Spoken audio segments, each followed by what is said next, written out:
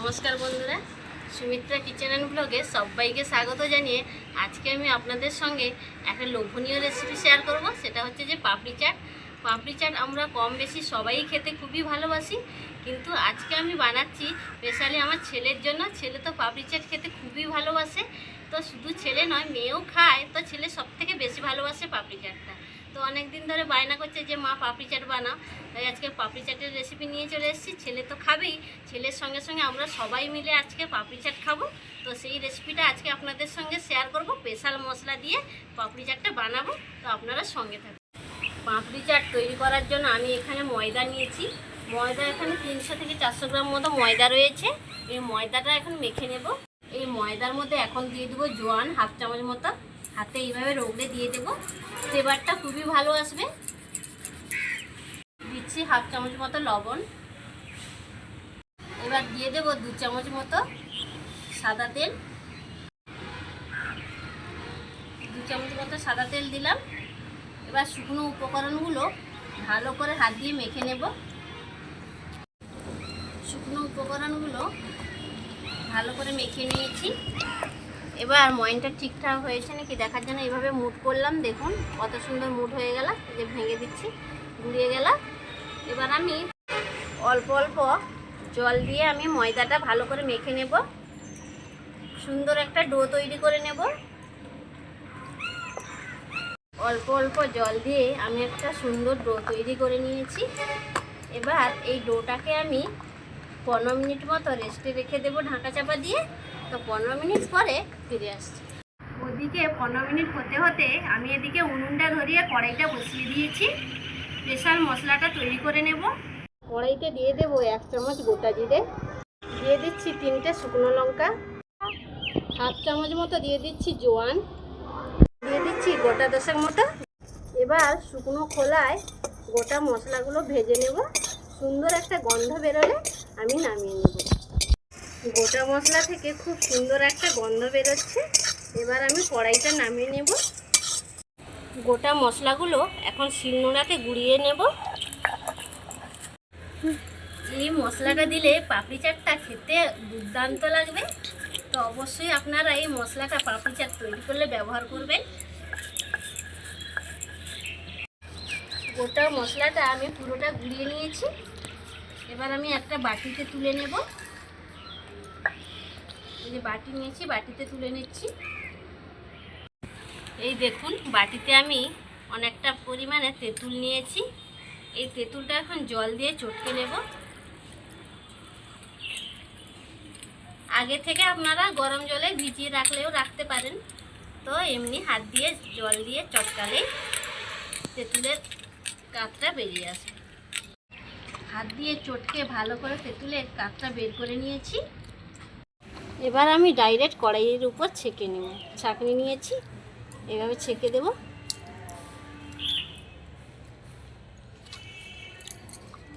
এইভাবে হাত দিয়ে চটকালে ছাঁকা হয়ে যাবে খোসাগুলো। হাত দিয়ে এইভাবে চটকে নিচ্ছি, খোসাগুলো আলাদা হয়ে যাবে। এই দেখুন কতগুলো তেঁতুলের খোসা বেরিয়েছে, এবং তেঁতুলের কাঠটাও খুব সুন্দরভাবে ছাঁকনির সাহায্যে আমি ছেঁকে নিলাম এইভাবে। এবার এই খোসাটা আমি ফেলে দেব। এবার এই কড়াইতে আরও একটু অল্প জল দিয়ে দিচ্ছি। এবার দিয়ে দেব পরিমাণ মতো চিনি। চিনির পরিবর্তে আপনারা গুঁড়ো ব্যবহার করতে পারেন। এবার এর মধ্যে দিয়ে দেব মৌরি হাফ চামচ, হাফ চামচ মতো দিয়ে দিচ্ছি সাদা লবণ। যে লবণ আমরা রান্নাতে ব্যবহার করি সেই লবণ দিয়ে দিলাম হাফ চামচ। বিট লবণ দিয়ে দিচ্ছি হাফ চামচ। এক টুকরো আদা আমি গ্রেট করে রেখেছিলাম, এই আদা টুকরোটা দিয়ে দিচ্ছি। এবার দিয়ে দেব কাশ্মীরি লঙ্কার গুঁড়ো 1 চামচ মতো। লাল লঙ্কার গুঁড়ো দিয়ে দিচ্ছি হাফ চামচ মতো। সব কিছু উপকরণ দিয়ে দিয়েছি। এবার কড়াইটা বসিয়ে দিয়েছি উনুনে। এবার তেঁতুলের আচারটা তৈরি করে নেব। আজকে আমি তেঁতুলের আচারের মধ্যে যেসব মশলা ব্যবহার করেছি আপনারা এইভাবে মশলা ব্যবহার করে দেখবেন। তেঁতুলের আচারটা খুবই চটপটা তৈরি হবে। 7 মিনিট মতো ফুটিয়ে নিয়েছি। তেঁতুলের আচার একেবারে রেডি। এইরকম রেখে নামিয়ে নেব। ঠান্ডা হলে আর একটু ঘন হয়ে যাবে। 15 মিনিট পরে ফিরে এলাম। দেখুন ডোটা আরও অনেকটা নরম হয়ে গিয়েছে। আরও একটু আমি দেবে নেব নিয়েছি। এবার এরকম বড় বড় করে একটু লেচি কেটে নেব।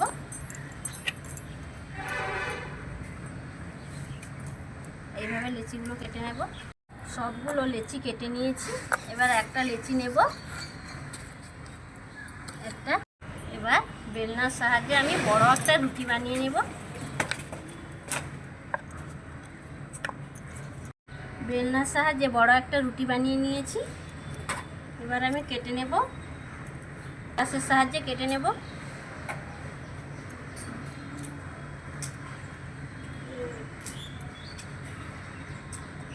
এইভাবে কেটে নিয়েছি। এই এক্সট্রা এটা তুলে নেব আমি। এবার একটা কাঁটা চামচ নিয়েছি। কাঁটা চামচের সাহায্যে এইভাবে আমি পুরোটা ফুটো করে নেব। দিলে আর পাপড়িগুলো লুচির মতো ফুলবে না। এইভাবে তার জন্য ফুটো করে নিতে হবে। প্রত্যেকটা আমি এইভাবে ফুটো করে নেব। তবে আমি সবগুলো পাপড়ি বেলে নিয়ে ফিরে আসছি।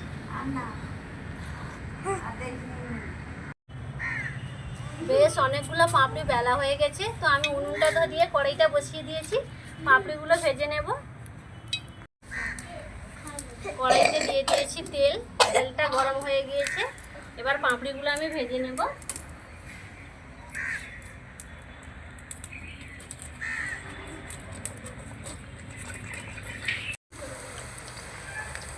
পাপড়িগুলো এখন ভালো করে ভেজে নেব, লাল লাল করে।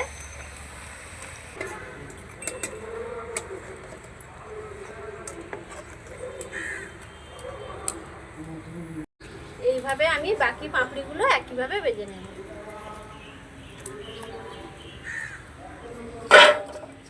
আমি ওদিকে পাপড়িটা ভাজছিলাম, এদিকে আপনাদের দাদাভাই দেখুন এই যে পাপড়ি চাটের জন্য যে আলুর চাটটা তৈরি হবে তার জন্য এই যে এখানে গাজর, ধনেপাতা, টমেটো, পেঁয়াজ এদিকে কুচাতে বসে গেছে। এই যে তো আমাকে একটু হেল্প করে দিচ্ছে। তো আমারই ভালো হলো, একটু তাড়াতাড়ি হয়ে যাবেও। দেখুন সবগুলো পাপড়ি আমি ভেজে নিয়েছি। এবার আলুর চাটটা তৈরি করে নেব। তা আলুগুলো হাত দিয়ে একটু ম্যাশ করে নেব এইভাবে সবগুলো। আলুগুলো আমি হাত দিয়ে ম্যাশ করে নিয়েছি। এবার দিয়ে দেব অল্প পেঁয়াজ কুচি, অল্প গ্রেট করা গাজর, অল্প টমেটো কুচি, আর দিয়ে দেব ধনেপাতা কুচি। এবার এই যে স্পেশাল ভাজা মশলাটা তৈরি করে রেখেছিলাম এইটা দিয়ে দেব হাফ চামচ। তেঁতুলের আচারটা যে তৈরি করে রেখেছিলাম এই তেঁতুলের আচারটা দিয়ে দেব 2 চামচ মতো।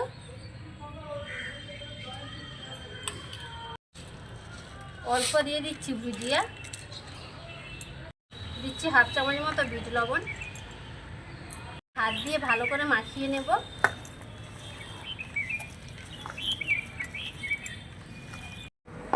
আলুর চাট একেবারে রেডি। আমি এখন দইটা ফেটিয়ে নেব। এখানে আমি 200 গ্রাম দই নিয়েছি, টক দই। টক দইটা নিয়ে নিচ্ছি। টক দইয়ের মধ্যে দিয়ে দেবো 1 চামচ পরিমাণে চিনি, অল্প একটু বিট লবণ দিয়ে দিচ্ছি। টক দইটা এবার ভালোভাবে ফেটিয়ে নেব। টক দইটাকে ভালো করে ফেটিয়ে নিয়েছি। এবার আমি পাপড়ি প্লেটটা সাজিয়ে নেব। দেখুন একটা পাপড়ি নিয়েছি, অল্প একটু আলু চান লাগিয়ে নিলাম। প্রত্যেকটাতে এইভাবে আমি আলু চাট লাগিয়ে নিচ্ছি। একটু বেশি বেশি করে দিচ্ছি, যেহেতু বাড়িতেই তৈরি করছি। দোকানে তো অল্প অল্প করে দেয়, তো বাড়িতেই যখন তৈরি করছি একটু ভালোভাবে তৈরি করব। এইভাবে পাপড়ি চাটের মধ্যে আলুটা লাগিয়ে নেব।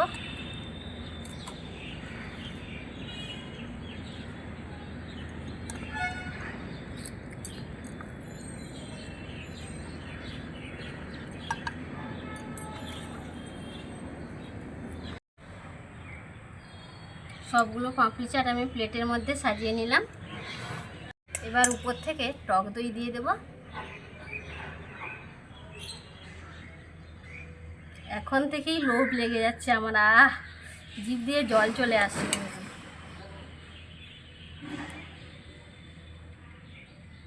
পাপড়ি চাট খেতে কে না ভালোবাসে বলুন, সবারই কিন্তু এই পাপড়ি চাট প্রিয়। এবার তেঁতুলের আচারটা যে করে রেখেছিলাম এটা দিয়ে দেব।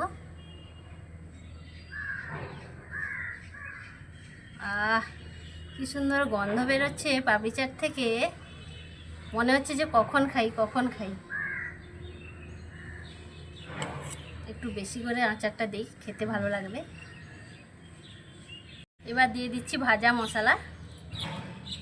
এই মশলাটা দিলে যা লাগবে না পাপড়ি চাটটা, বন্ধুরা এইভাবে একবার করে খেয়ে দেখবেন, দুর্দান্ত লাগে খেতে।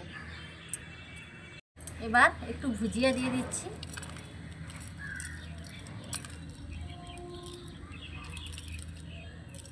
এবার দিয়ে দিচ্ছি অল্প কাঁচা পেঁয়াজ কুচিয়ে রেখেছিল আপনাদের দাদাভাই, এটা দিয়ে দিলাম। দিয়ে দেব গ্রেট করে রাখা গাজর, দিয়ে দিচ্ছি ধনেপাতা কুচি, দিয়ে দিচ্ছি টমেটো কুচি,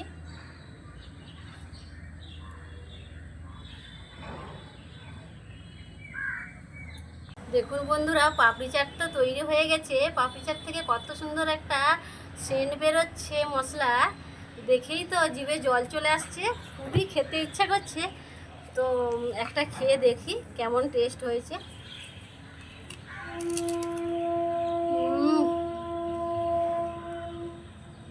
দারুণ।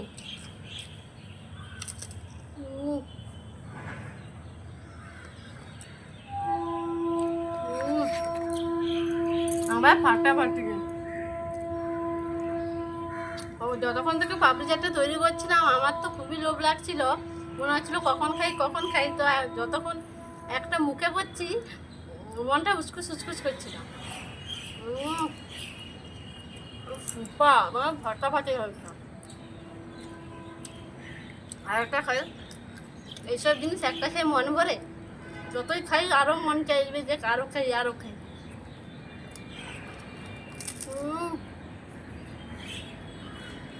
দারুণ।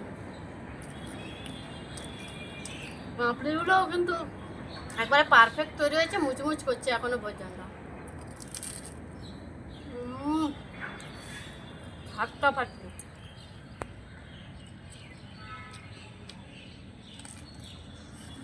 কেমন হয়েছে পাপড়ি চাট? ভালো? আজ কতগুলো পাপড়ি চাট খাবি? সব খেয়ে নিবি? ওখানে আরো রয়েছে, ওইখানে ওইখানে গামলার মধ্যে খাবি তো? আজ খা, তোর জন্যই করেছি পাপড়ি চাট। তুই খেয়ে যদি বেশি হয় তো আমরা খাবো সবাই মিলে, বুঝতে পেরেছিস? খেয়ে নে। তো বন্ধুরা আজকে এই পাপড়ি চাটের রেসিপি আপনাদের কেমন লাগলো কমেন্ট বক্সে কমেন্ট করে জানাবেন। ভালো লাগলে লাইক শেয়ার সাবস্ক্রাইব করে পাশে থাকবেন। এরকম নিত্য নতুন রেসিপি পেতে চ্যানেলটিকে অবশ্যই সাবস্ক্রাইব করে পাশে অল নোটিফিকেশানটা অন করবেন, যাতে নিত্য নতুন ভিডিও যখন আমি আপলোড করব সবার প্রথম নোটিফিকেশান পেয়ে যাবেন এবং লাইক দিয়ে দেখে নিতে পারবেন। তো যে সকল বন্ধু চ্যানেলে আজ প্রথম ভিজিট করছেন তাদের কাছে অনুরোধ রইল, প্লিজ চ্যানেলটিকে সাবস্ক্রাইব করে পাশে থাকবেন। তো আজকে ভিডিওটা এইখানে শেষ করছি। তো সবাই সুস্থ থাকুন, ভালো থাকুন, দেখা হবে পরের ভিডিওতে। নমস্কার। খাও খাও।